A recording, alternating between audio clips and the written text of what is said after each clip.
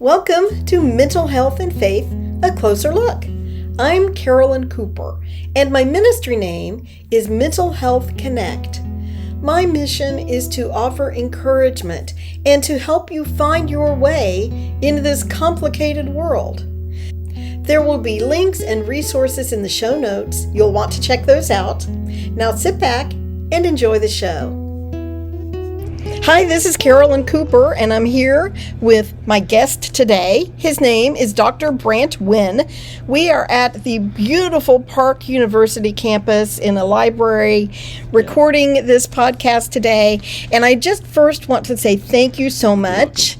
I heard this presentation at the Mental Health KC conference in May 2024, just this past year. He did an excellent job. I loved it so much. I said, hey, come on my podcast and YouTube program and let's share this. Awesome. So, Brant, first, why don't you tell me a little bit more about you and your background and what brought you to Park University? Awesome. Well, my name is Brant Winn, and First of all, I'm a father of 5 daughters. Wonderful. And so I'm the girl dad, as Yay. Everybody says. But I also married to my beautiful wife, Christian. And so I have been in education 30 years. And so I was in public school as an administrator, as a teacher, math teacher primarily, administrator, all that. And so I did that for 24 years. And I was mainly in the North Kansas City School District, but went into private ed also, and was also a Christian school principal, and also a Christian school head of school. So you have a varied background in education. Varied background. So I was just adding up. I'm in my 31st year, getting ready to start my 31st year. So about 7 years ago, I kind of needed a change. I was actually in the public school system, teaching high school math, and I just felt like I'd been an adjunct as a college professor, and I loved college students, love adults coming back to school, students that just graduated from high school, and loved working with them. And I just kind of put my name in the hat for a job at Park University as the director of field experiences. And in 2017, I was fortunate to get the position. And so getting ready to start my 8th year here at Park, and so excited. I love what I do, and but kind of took this turn into looking into mental health and noticing that in college students, and that's kind of led during this kind of trajectory in my life since I got at Park, and I'm so excited to be here today to share what I shared at the conference. So thank you so much for sharing.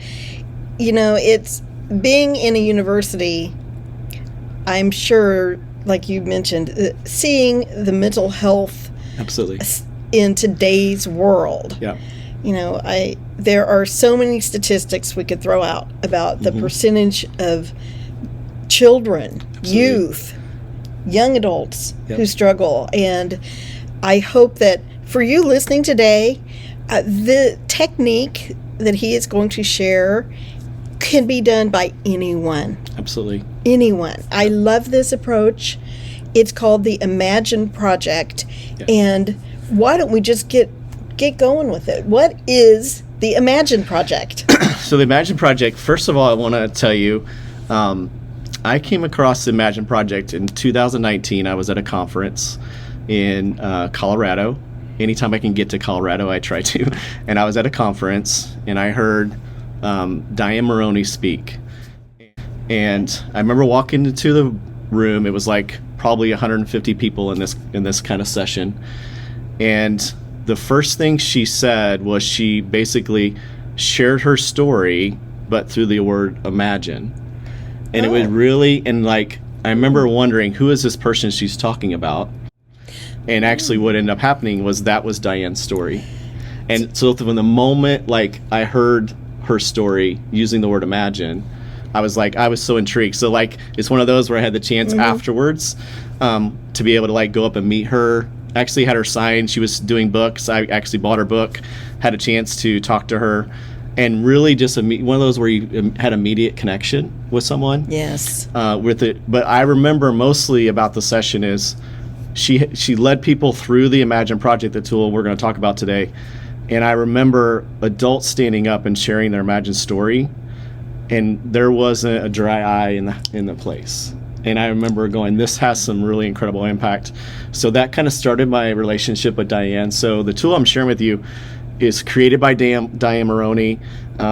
She's one of the nicest people, first of all, you ever meet, but she has an incredible background. She has a background as a nurse, clinical nurse, in specifying in mental health. Okay. But she has this incredible story of trauma she's overcome. And so it's just that's how I first got exposed to it. And so she started that process in 2013. She kind of went around and she started went across the country for about 2 years, and she talked to individuals about like how they had overcome the different things that they had in their life, the very traumatic things, but she had them share their story using the word imagine, and she saw this incredible change that was happening. And so in 2000, that kind of led in 2015 for her to start the Imagine Project. It's a nonprofit organization that she's created, which led to another book that she wrote. And so that's kind of initially how I got involved with the project. So okay. And so Dianne Mahoney, we're going to have her picture. Absolutely. And some great information about her also Absolutely. in the show notes, so people understand that this is her. Yes. This is her project. Yes. And so when you say you telling your story, using the word imagine, I'm assuming what you mean then it's imagine like you're telling it in third person. Yes. Or something like that. So that's why you didn't know that she was telling her own story. Yeah. One of the things that she references in there is like when you're telling it, you don't use the word I statement. So it's about imagine you. And so uses the word you throughout the process in regards to it. But it's a 7-step interactive process. Okay. And so I can kind of walk through those steps if you'd like me to in regards to that. So the cool part about it, and the best thing is I want to make sure everybody knows anything I share today about the Imagine Project is on our website, and everything is free of charge. And so anything that she provides for you. Nothing is free, Brant. No, it's absolutely. Okay. And so that's the awesome part is that she. That's amazing. Yeah, through the donations of individuals and through fundraising and stuff like that, she's able to provide that for people. All right, so the first step is, of the 7 steps, is celebrate. And so one of the things is I think we don't do very well as adults and especially as students is to really celebrate something that we've accomplished. So I'll use a personal example for myself is when I earned my doctorate degree, I'm extremely proud of the fact is that I earned my doctorate degree. And so that would be something where imagine you earning your doctorate degree. So you would just list out just a simple statement like that. Or it could be that as simple as I achieved this particular score on a test. Like it could be as simple as that. Or I overcame this and was able to accomplish this particular goal. So that's the whole part. The number one is you're just listing out, and the key is not to overthink it, but just to okay, whatever comes to my mind, I'm going to list out. I'm proud of this. I'm proud I accomplished this. I'm really proud I did this in regards to it. It can be related to something in your profession. It can be related to something personal. It can be related to, hey, I'm really excited about the relationship I've developed with my wife. I mean, it could be a number of different things in regards to people. Imagine you raised 4 children who are all productive adults. Absolutely, yeah. Or just the fact is, I'm really proud of the fact is of the relationships I have with all 5 daughters. Okay. That type of thing. So that's number one is you're going to celebrate, and you're just going to list those out. Number 2 is you're going to reflect, and this is where you're going to reflect on challenges that you've overcome. And so part of my story is that I did go through a divorce at one time, and so I reflect back on going through that process and still developing a relationship with my daughters. But a more recent one would be an example is a challenge I overcome is the loss of my mom 3 years ago through cancer. And so that's an example of just a challenge that you would just list. And so again, you're not to overthink it, but it's just I just want to reference, here's some really challenging. It can go all the way back to childhood. Yes. It can be something, and that's something we encourage the students to really think about is wherever your heart goes, that's what you're going to list. Okay. And so you reflect on challenges that you've had, because that's going to be kind of the basis for what you're going to do next in the 3rd step. So then the 3rd step is where the imagine comes in. Oh, okay. So what you're going to do is you're kind of going to look at your challenges, and what you do is you look at your challenges, and you're going to kind of, okay, where does my heart typically go? Which one do I particularly go to? So I remember when I did this most recently, I did go back to my mom's passing. And so I went to that particular, the emotions that I felt, the sadness that I felt, the first call that I got where I was told by my dad, my mom calls me, my dad's like, we got bad news. My mom had went to visit a doctor and recognized something was wrong in regards to it. So you kind of gravitate toward the challenge, but here's the unique part of the imagined story, is that you start and you write your imagined story, imagine, and you just write out, imagine getting, like I'll use an example, imagine getting the phone call from your dad about your mom's condition. Imagine realizing your life has basically turned upside down. Imagine the sadness that you feel. And so you want to really tap into those emotions, but you're using the word imagine to write out your story.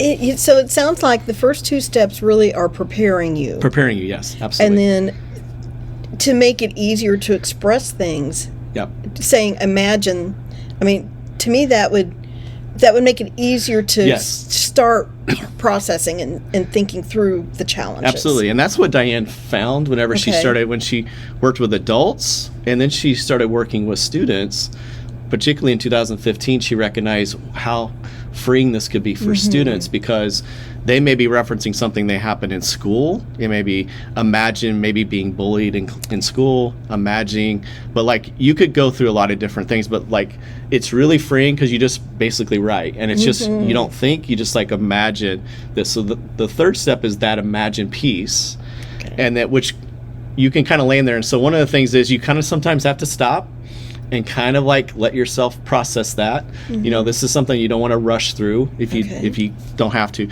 especially with grade school students. One thing that she's found especially is that you need to give a little extra time. It may be a little extra time you give. Now, when you get a little older, like adults or college students can kind of do it a little bit quicker process in regards to it. So you have like the third step, but then what naturally kind of happens is then the fourth step is you look at kind of the possibilities. Okay, if I overcame that, or I was able to walk through that process, imagine what your life would be on the other side. And so you still use the word imagine, but in the fourth step is you start to kind of think through what are the possibilities of what it's going to look like. So I'll use my mom's example is imagine my mom having the cancer treatments work, or imagine the fact is that she's going to be able to live longer than I thought. Imagine what it looks like. Or it could be a student was like, imagine this whole where I overcome the bully in my life, or I overcome the traumatic. And so you're imagining kind of kind of an outcome. Yeah, kind of an outcome that could be after that is a positive. And so what's cool about it, in every session I've ever led or Dianne's ever led, it just naturally happens is that people start writing and imagining the possibilities after the fact. It doesn't mean that necessarily you have the exact outcome. My mom still passed, but it was still imagining all the things that we could do during the time she had it, where she lived an incredible 2 years with no pain, and she had this incredible opportunity to travel, and you just kind of imagine that. So that's kind of the fourth step is you start imagining that possibilities, which kind of leads into the fifth. And the fifth is, this whole time you've been like using the word you. So like imagine, and you're kind of in third person. But then the fifth step is you start basically creating, I'm now going to put some things in action. And so I'm going to do I am statements. So you're going to take and I am, and you're going to be able to reference those things from your previous 2, 3, and 4 steps. And so I am statements, I will statements, I can statements, because the whole thing is what you want to do ultimately is I want to start putting some steps in action that leads me to the sixth step, which is kind of the doing part. But like, I have this dream, but like anything else is like if you just have a dream, but you don't have any action steps with it. Right. In regards to it. Doing is a natural result of reflecting and thinking and also planning. Referencing, like a lot of times when you're going through this process, you have a certain feeling about who you are in this, and so it's turning that into that, taking those possibilities and turning it into a positive. I am someone who overcomes. I am someone who can get through this. I will That's be powerful. Powerful. And so it becomes the I am statements. We all know how affirmations can be so powerful. You're basically creating a list of affirmations for yourself, which leads to then the next step, which is the sixth part is doing. So you're kind of putting then action steps of like, okay, this is where I want to go. So I see myself, because a lot of times we may go through trauma and we may believe we can't accomplish something. Yes. Right? Yes, that is But then true. if we now believe it kind of with the affirmations, but then now we got to follow that up with actions. So we will specifically put action steps related to that in regards to it. I do want to go back to, for a minute, one of the most powerful things in the session, whenever you do the Imagine Project, is after kind of step 4, where you kind of do the possibilities, it's really powerful to read that to someone you trust in regards to it. And I say the word trust from a standpoint of you want to be very selective. Now, if you're in a session, we don't ever force anyone to speak. You know, in that session that I shared at Mental Health KC, I gave the opportunity for people to share, but there's never pressure. And all that, especially with students you work with or adults you work with. So one of the things is you want to do is provide the opportunity, but I always encourage people, share it with someone who's you trust that you feel like would really resonate with what you say, because that sharing piece. So one of the things Dianne has found with students is that when students share in a classroom setting, all of a sudden what happens is we recognize, oh, I'm not the only person that's experienced that. I'm not alone in this process, because that's one of the things we find with students and with adults is that we many times feel really alone in regards to that. So that whole process of just being alone, but when you share that out, and then what happens is there's kind of this bond that happens, right? Where it's like, I know I'm not the only person who has ever experienced losing their mom with cancer or a parent. So it's like, once I share that, then I'm kind of connected with somebody else that maybe has experienced that same trauma. I'm thinking that I really like how you're describing this sharing piece. And I think it is important, depending on what it is you're sharing, that you start with somebody you trust. Because I know in my own journey, when I started working through my recovery, I was all excited. God was working. I was improving. And I just wanted to tell everybody. And that was not wise to tell everyone because not everyone is going to be able to understand or handle it or accept what you're saying. And it can put in a relationship at risk. That's kind of a little caution, I would say. And it kind of reminds me, like in the men's ministry that I'm a part of, I'm part of E6 Ministries, and we have these different boot camps that we have 2 times a year. And one of the things that we really are really emphasize is you don't have to share. Like, you want to be very cautious about who you share, when you share it, because it can totally shut people down. So like if they're not ready for it, or they're very, maybe they have not dealt with some of the emotions related to something. And so it can really be devastating to the person who shares if the response by the receiver is negative in regards to it. So that's a great reminder. No matter if it's grade school students, college students, adults, I really appreciate you saying that. So thank you. Okay, let's keep going. So we kind of finished up with the sixth one was do. So you're putting things in action in regards to it. And then the last one, which I love, is she finishes out with a 30-day gratitude challenge. And so what she does with that, she kind of emphasizes there's 3 things she wants you to walk through. So every single day, we all know the importance of gratitude, I'm sure, in regards to it. And whether you start with the beginning of the day or at the end of the day. But she says, here's 3 things I want you, there's 3, 3, and 1. That's what I want you to remember, is 3 things to imagine that you want your life to look like. So just 3 things. So like, for instance, I'm starting a new position on Thursday at Park, and it's like, imagine being successful in that new role. Or imagine my daughters having a great first day of school, or imagine that. So you have 3 kind of things you're imagining. And then the next is more of a daily thing, is 3 things that I am grateful for today. And sometimes, I remember I tell my students, sometimes they think it has to be really, oh my gosh, these big things that you're grateful for. Sometimes it's just a matter of, I'm really grateful that I got through today.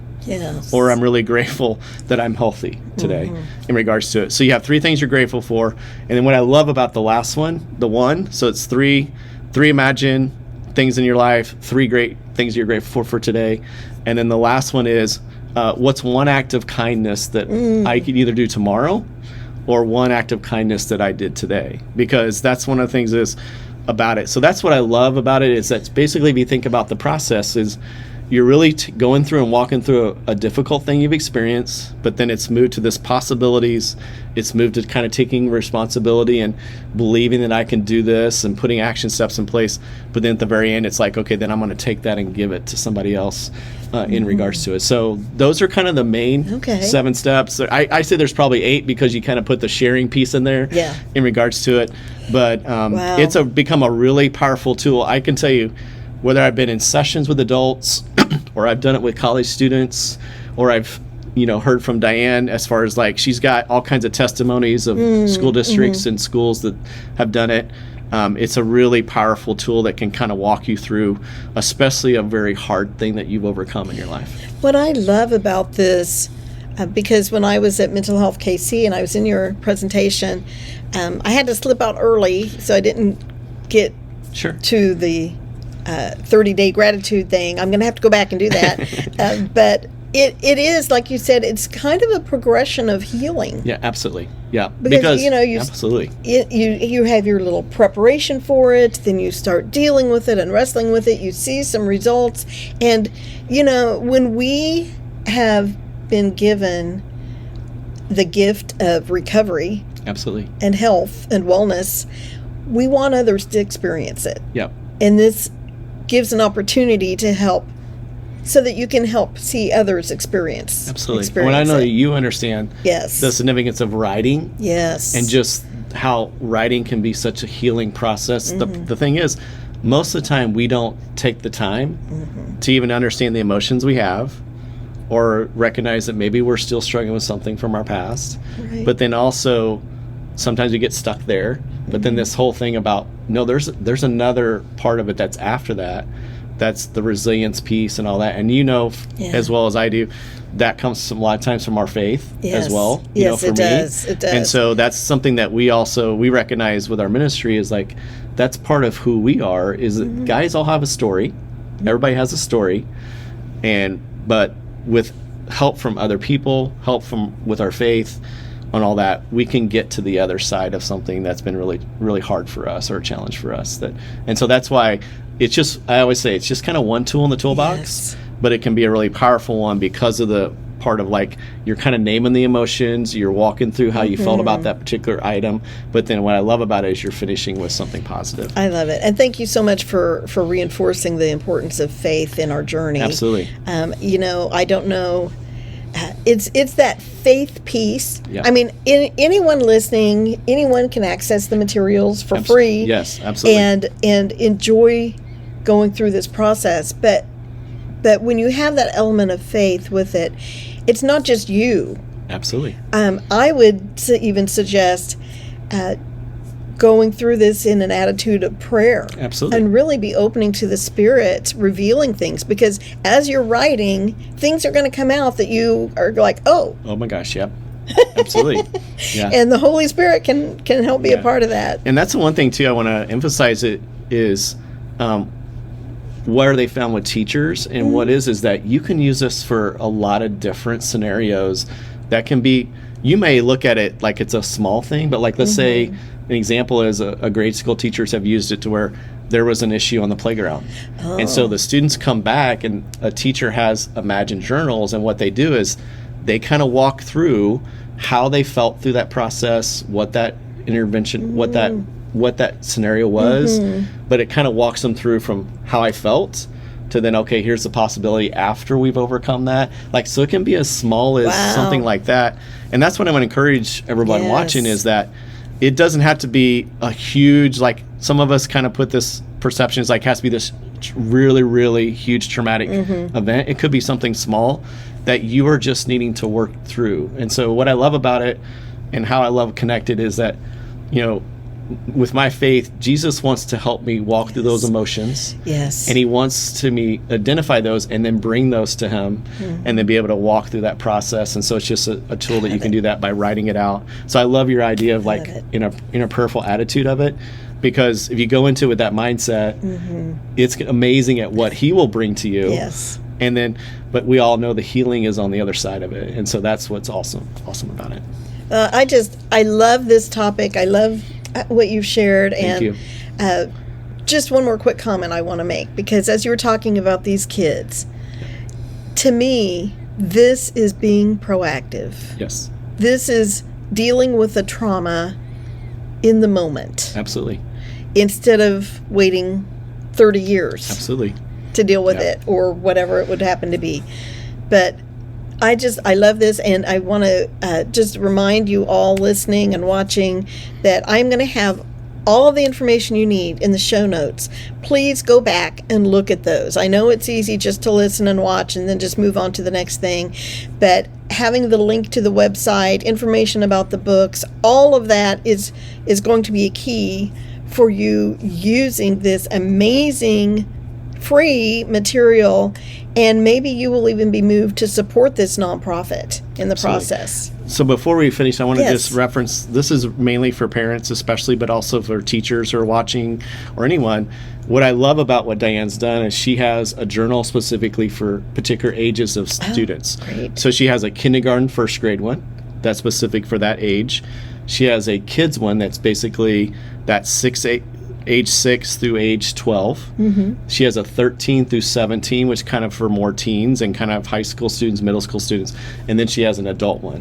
And so that's what I love about it. It's really geared in to meet those particular needs of each of the students. So whether you're a parent, whether you're a teacher, whether you're a youth leader, whatever it is, that's what I love about it, and everything is completely free. All those journals are completely free in regards to it. The cool part about it is, I was just looking before I came on, is that Dianne has now done this with there's over 748,000 people who have downloaded the journals.